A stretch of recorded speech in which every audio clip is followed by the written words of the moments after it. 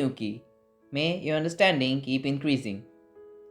আজকে আমরা বোরস পস্টুলেটস বা বাংলায় যেটাকে বলা হয় বোরের পারমাণবিক তত্ত্ব তা নিয়ে আলোচনা শুরু করছি। আশা করি তোমাদের ভালো লাগবে। So, let's start. Now everyone, look at the screen. You guys may see first point of the postulate. So, let's read it. Number 1. Electrons are revolving the nucleus of a H atom on certain selected orbits where the angular momentum of the electron will be a whole multiple of h by 2 pi. That means the angular momentum means mvr is equals to nh by 2 pi, where n is equals to 1, 2, 3 and so on. In this equation, here h is the Planck's constant, m is the mass of an electron, v is the velocity of an electron, and r is the radius of the curvature of that circular orbit on what the electron is revolving. তো আমরা তো এটা ইংলিশে পড়লাম, এবার Bengali মিনিংটা জেনে নেওয়া যাক। এখানে বলা হয়েছে একটা হাইড্রোজেন অ্যাটমের চতুর্দিকে যে ইলেকট্রনটা ঘুরছে সেই ইলেকট্রনটা কিছু নির্দিষ্ট সার্টেন সিলেক্টেড অরবিটস মানে একটা নির্দিষ্ট অরবিটেই প্রদক্ষিণ করবে। সেই নির্দিষ্ট অরবিটসগুলো কোনগুলো হবে সেটাই এখানে বলা হয়েছে। সেই নির্দিষ্ট অরবিটগুলো হবে সেই অরবিটগুলো যেগুলোতে কিনা ওই ইলেকট্রনটার কৌণিক ভরবেগ মানে অ্যাঙ্গুলার মোমেন্টাম mvr এই জিনিসটা হবে nh বাই 2 পাইর একটা হোল মাল্টিপল। হোল মাল্টিপল মানে ওটা হতে হবে nh বাই 2 পাইর 1 গুণ, দ্বিগুণ, 3 গুণ, ওর জন্য এখানে n ইজ ইকুয়ালস টু 1, 2, 3 বলা হয়েছে। এটা কখনোই হবে না 1.5 times of h by 2 pi. n এর এই ভ্যালুটা সর্বদাই হতে হবে 1, 2, 3, 4 এরকম হোল নাম্বার। সেটা কখনোই একটা ফ্র্যাকশন হতে পারবে না, লাইক 1.5, 1.6, 2.05 এসব হবে না।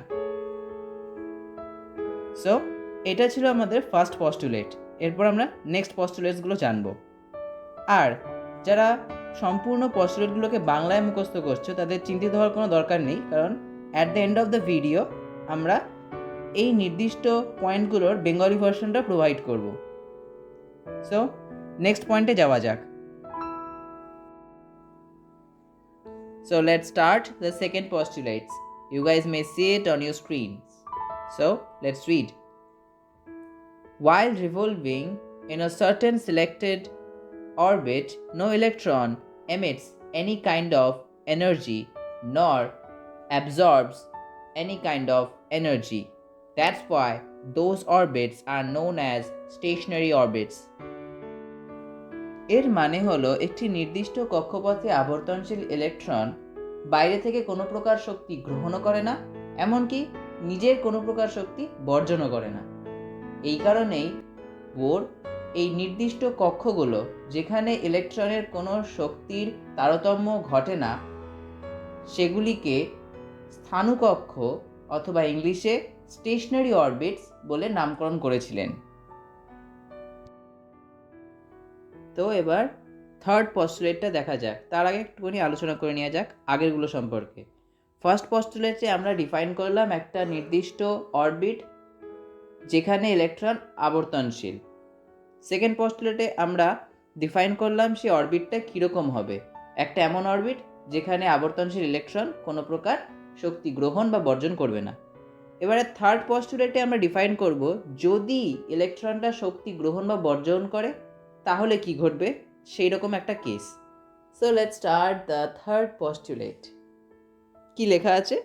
When an electron jumps from a higher energy state to a lower energy state, it emits energy what create the spectrum known as emission spectrum.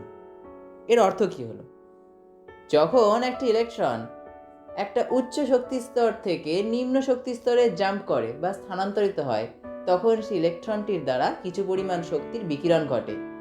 সেই বিকিরিত শক্তিটা এক প্রকার স্পেকট্রামের সৃষ্টি করে, যেটা কিনা এমিশন স্পেকট্রাম বা নিঃসরণ বর্ণালী নামে পরিচিত। এই এমিশন স্পেকট্রাম বা নিঃসরণ বর্ণালী কেমন দেখতে সেটা এবার তোমাদেরকে দেখানো হলো।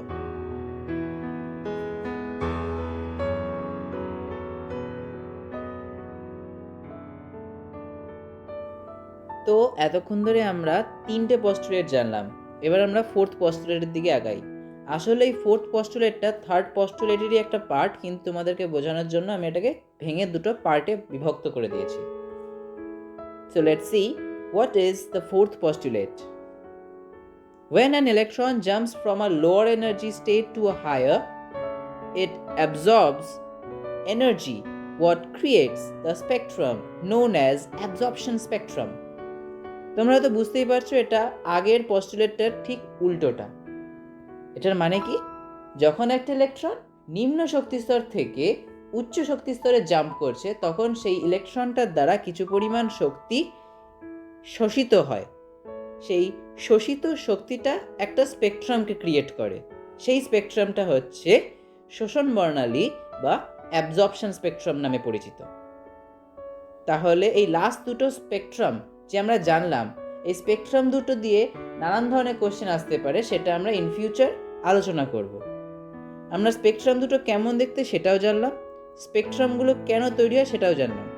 মেইনলি আমরা জানলাম যে একটা হাইড্রোজেন পরমাণুর চতুর্দিকে যে ইলেকট্রনটা ঘুরছে, সেই ইলেকট্রনটা কীরকম অরবিটে ঘুরছে, যে অরবিটটাতে ঘুরছে সেই অরবিটটার ক্যারেক্টারিস্টিক্সগুলো কী।